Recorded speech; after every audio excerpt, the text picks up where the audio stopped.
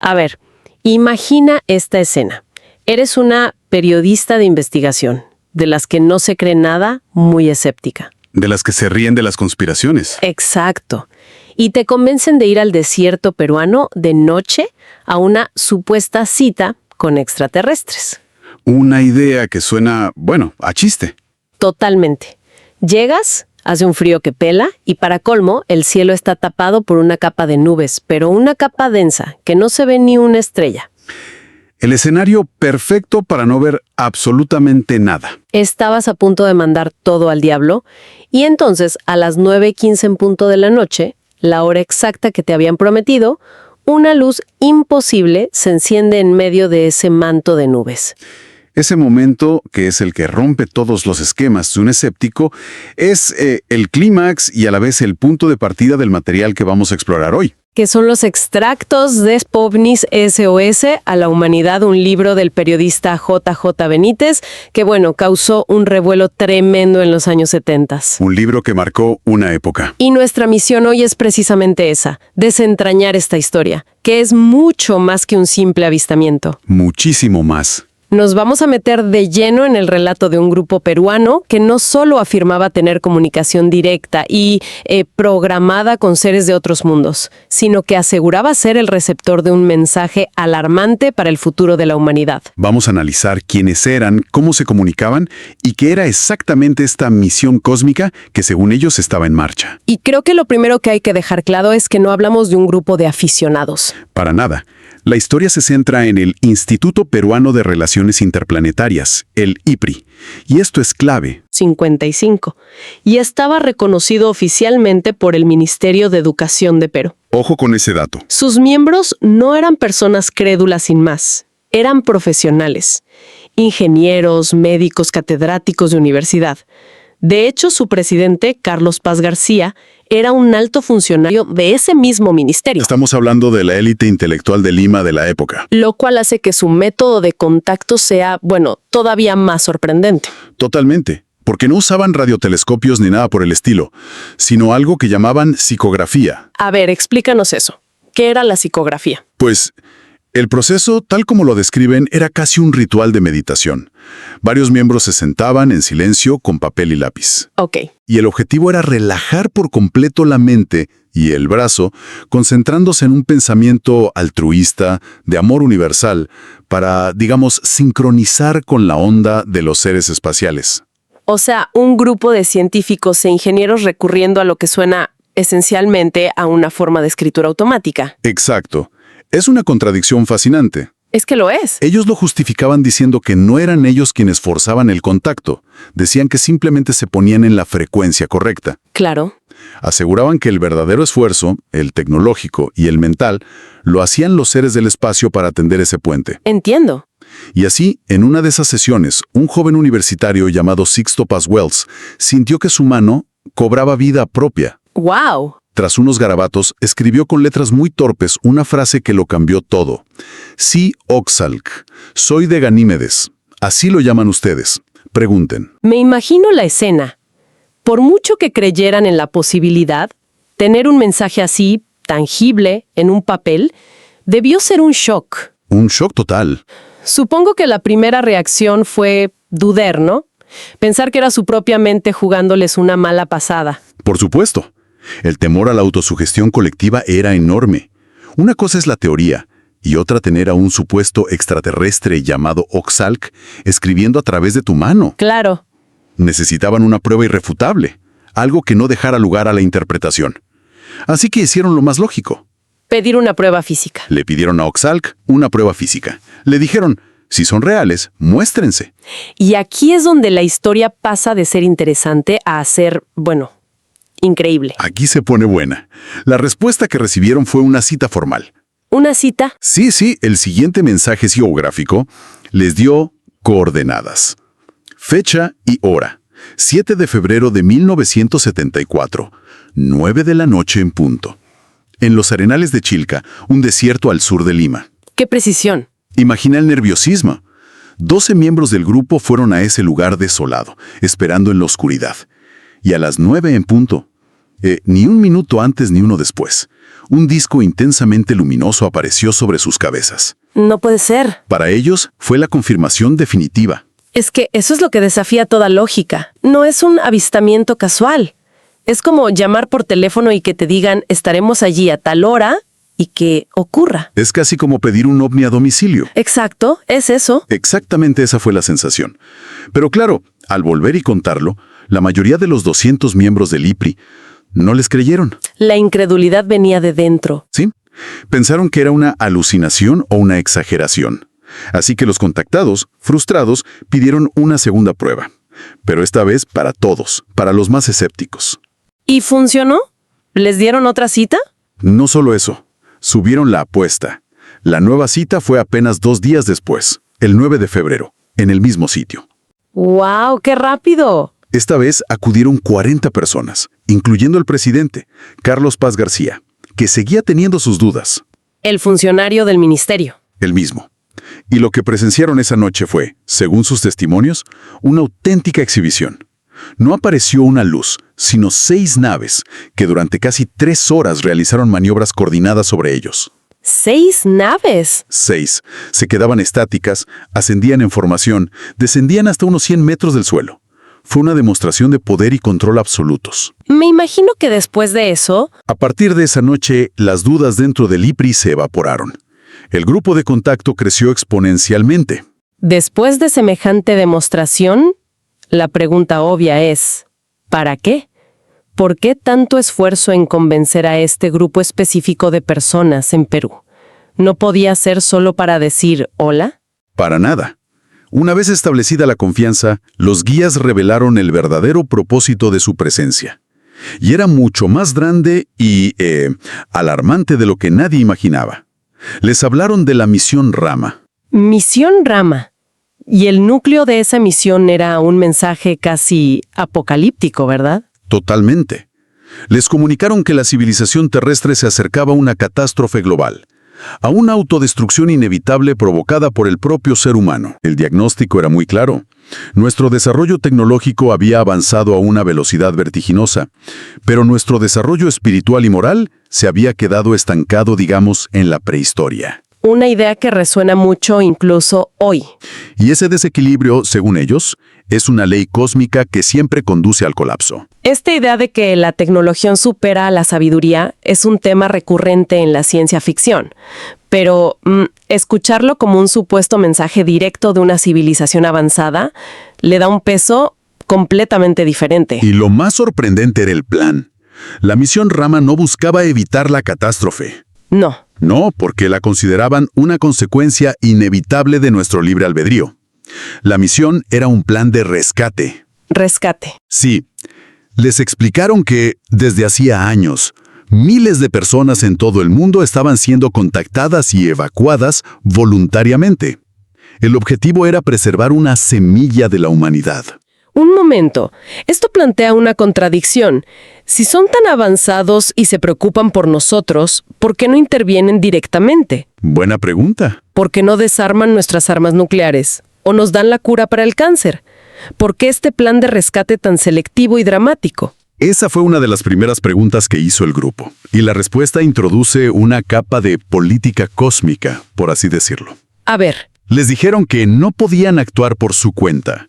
Su intervención estaba regulada por las leyes de un organismo llamado la Confederación de Planetas de la Galaxia. ¿Una especie de Naciones Unidas galáctica? Prácticamente. Y aquí introducen un concepto fascinante. No es solo una excusa para justificar por qué no aterrizan en la Casa Blanca. Establece un orden cósmico, con reglas y una ética. Con una directriz de no interferencia, como en Star Trek. Exactamente. La norma fundamental prohíbe interferir en la evolución natural de civilizaciones inferiores. Claro. Sin embargo, la ley sí permite una intervención indirecta si el objetivo es evitar la extinción total de una especie inteligente. Ah, ahí está el truco. Ahí está. La misión Rama era, por tanto, una operación de rescate encubierta, al límite de su propia ley. para garantizar que la humanidad no se borrara a sí misma del mapa cósmico. De acuerdo. Entonces, tenemos un plan de rescate galáctico. Pero, ¿quiénes eran estos rescatistas? ¿Llegaron a describir cómo eran estos seres? Sí, claro. A través de más comunicaciones y de lo que ellos llamaban viajes en proyección o sendras. ¿Sendras? Sí, una especie de portales dimensionales. Los miembros del IPRI afirmaban haberlos visto. ¿Y cómo eran? Los del planeta Apu eran descritos como gigantes. Medían entre 2,5 metros y 2,80, con cabello blanco plateado y rasgos faciales muy afilados. Impresionante. Por otro lado, los de Ganímedes eran más parecidos a nosotros, pero muy altos, sobre el 1,90 m, y su rasgo más distintivo era un cabello rubio muy largo, casi hasta la cintura. ¿Y de dónde venían exactamente? Apu suena genérico, y Ganímedes es una luna de Júpiter, que no parece, muy habitable. Según los mensajes, Apu era un planeta que orbitaba la estrella Alfa Centauri, a solo 4,3 años luz. El sistema estelar más cercano. Exacto, pero la historia de los de Ganímedes es mucho más compleja y trágica. ¿Ah, sí? No eran originarios de allí, eran una colonia de refugiados cósmicos. Sus antepasados provenían de un planeta muy avanzado que existió entre Marte y Júpiter. Espera, ¿dónde está el cinturón de asteroides? Justamente, un planeta que fue destruido en un cataclismo, creando el actual cinturón de asteroides. Los supervivientes escaparon y terraformaron Ganímedes, al que ellos llaman Morle, para poder sobrevivir. Así que la historia se vuelve cada vez más grande. No son solo visitantes, son los descendientes de una civilización perdida en nuestro propio sistema solar. Exacto, y las descripciones de la vida en sus mundos son puras utopías. Cuenta. En Ganímedes, por ejemplo, no existía el dinero ni el crimen. Las ciudades estaban construidas en valles profundos para protegerse de la radiación y la actividad sísmica. Lo describían como un supersocialismo. Supersocialismo. Sí, donde cada individuo trabajaba para la comunidad en lo que más le apasionaba. Es increíble. No describen solo una sociedad avanzada tecnológicamente, sino una que ha resuelto todos los problemas sociales que nos aquejan. Es el sueño de cualquier ideología. Totalmente. Y en Apu, la maravilla era biológica. Sus ciudades eran subterráneas, pero llenas de luz. Y lo más impactante, gracias a una tecnología de regeneración celular periódica, habían vencido el envejecimiento y la enfermedad. O sea, ¿eran inmortales? Prácticamente. Podían vivir cientos, incluso miles de años terrestres. Un concepto que en los años 70 era ciencia ficción pura. Toda esta narrativa es absolutamente fascinante, pero hasta ahora se basa en testimonios, en mensajes telepáticos. Para un escéptico, sigue siendo una historia que un grupo de gente inteligente podría haber inventado. Claro, falta la prueba dura. ¿El libro presenta alguna evidencia física? ¿Algo del mundo real que corrobore estas afirmaciones tan extraordinarias? Sí. Y aquí es donde la historia da otro giro sorprendente. Una de las afirmaciones más audaces del IPRI era que sus guías extraterrestres mantenían bases de operaciones submarinas frente a la costa de Perú. Bases submarinas. Vale. Pero lo increíble es que años antes de que el IPRI dijera nada, en 1969, un ingeniero de pesca llamado Belevan, sin ninguna conexión con el grupo, Un tipo cualquiera. un profesional en su campo, estaba trabajando en un barco pesquero cuando su ecosonda, el sonar, registró algo que no cuadraba con nada que hubiera visto. ¿Qué vio? Vio formas discoidales perfectas, una posada en el lecho marino y otra suspendida a media agua.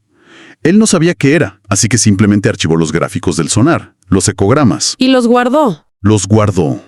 Años después, cuando la historia del IPRI salió a la luz y mencionaron esa zona como una de sus bases, Belevan recuperó sus archivos. No me digas. Y se dio cuenta de lo que podría tener entre manos, una posible prueba física obtenida de forma totalmente accidental. Espera un segundo.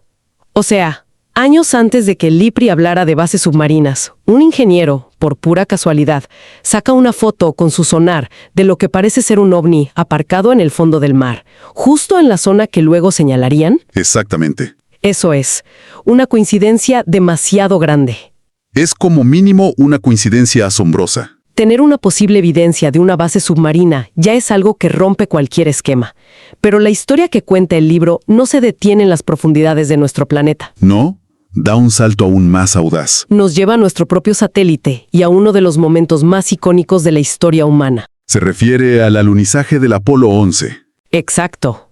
El libro afirma, basándose en supuestas interceptaciones de radioaficionados, que Neil Armstrong y Buzz Aldrin no estaban solos allí arriba. La famosa conversación perdida. La misma recoge la transcripción de una presunta comunicación censurada por la NASA, donde los astronautas, con la voz alterada, reportan la presencia de otras naves. ¿Qué decían? Digo que había otras astronaves. Están alineadas en el otro borde del cráter. Y añaden, están en la Luna y nos observan. Es la madre de todas las teorías de la conspiración del alunizaje. Y el libro la presenta no como un hecho aislado, sino como una pieza más del puzzle. Claro, tiene sentido dentro de su lógica. Si la humanidad en su primer viaje a otro mundo se topó de frente con una presencia no humana, es lógico pensar que se convertiría en el secreto de estado mejor guardado de la historia. Totalmente. De todo este viaje alucinante, tenemos que volver al narrador, al periodista JJ Benítez. Tras semanas en Perú grabando horas de entrevistas sobre rescates cósmicos, gigantes de Alpha Centauri, ¿qué pensaba él realmente? ¿Se lo creyó todo? Todo lo contrario. Su escepticismo de periodista profesional estaba al límite. No me extraña. La historia le parecía una fantasía extraordinariamente bien elaborada, coherente, pero una fantasía al fin y al cabo. Claro. Así que, harto de escuchar testimonios, hizo lo que haría cualquier buen periodista. Exigió una prueba personal. Para él, o lo veía con sus propios ojos, o todo aquello no valía nada. Y el grupo accedió a pedir esa demostración privada para él. Así es, consultaron a sus guías mediante psicografía y recibieron una respuesta afirmativa. Le vieron una cita. Le dieron fecha, hora y lugar para su avistamiento personal. Sábado 7 de septiembre, 9:15 de la noche, de vuelta al desierto de Chilca.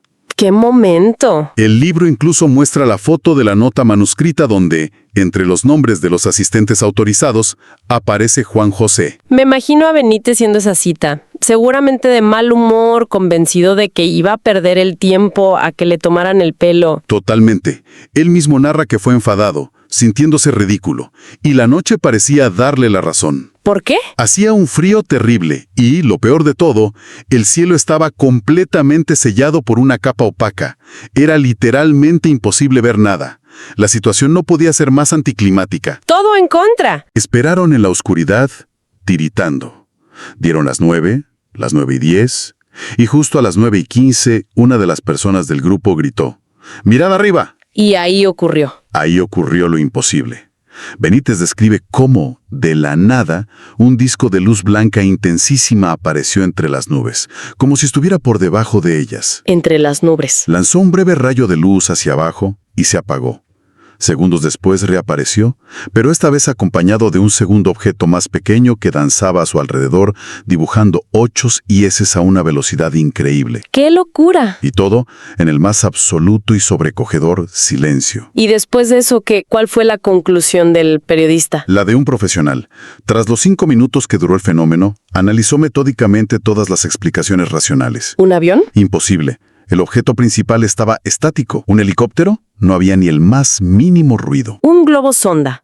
Un fenómeno meteorológico. Nada encajaba. Descartó el fraude técnico por las condiciones y la sugestión colectiva porque 8 personas vieron exactamente lo mismo. Así que el tipo que fue como un completo escéptico salió de allí convertido en un creyente. No exactamente. Y esa es la parte más honesta de su testimonio. A ver. Su conclusión, a la que llega casi a regañadientes, es muy precisa. No podía dar fe de la misión Rama, ni de los seres de Ganímedes, ni de las bases submarinas. De la historia, no. Pero de lo que vio en el cielo de Chilca, a la hora exacta que la anunciaron, en las condiciones más adversas posibles, de eso sí podía dar fe. Aquello, concluye, eran objetos volantes no identificados. Lo único que él podía atestiguar, lo vio con sus propios ojos. Exacto. Es un viaje increíble. Un periodista se sumerge en una historia que parece ciencia ficción pura. Contacto telepático, un plan de evacuación planetaria, civilizaciones en otras estrellas. Y cuando su incredulidad llega al máximo, Se convierte él mismo en protagonista de un evento que no puede explicar. Pero lo interesante es que si uno rasca la superficie de naves y extraterrestres, el verdadero mensaje de la misión Rama es profundamente filosófico. ¿En qué sentido? Usa todo ese marco para plantear preguntas sobre nuestra propia existencia. Según los guías del IPRI, la muerte no es el final que imaginamos. ¿Y qué es? Es solo una transición, un paso en una evolución eterna del espíritu.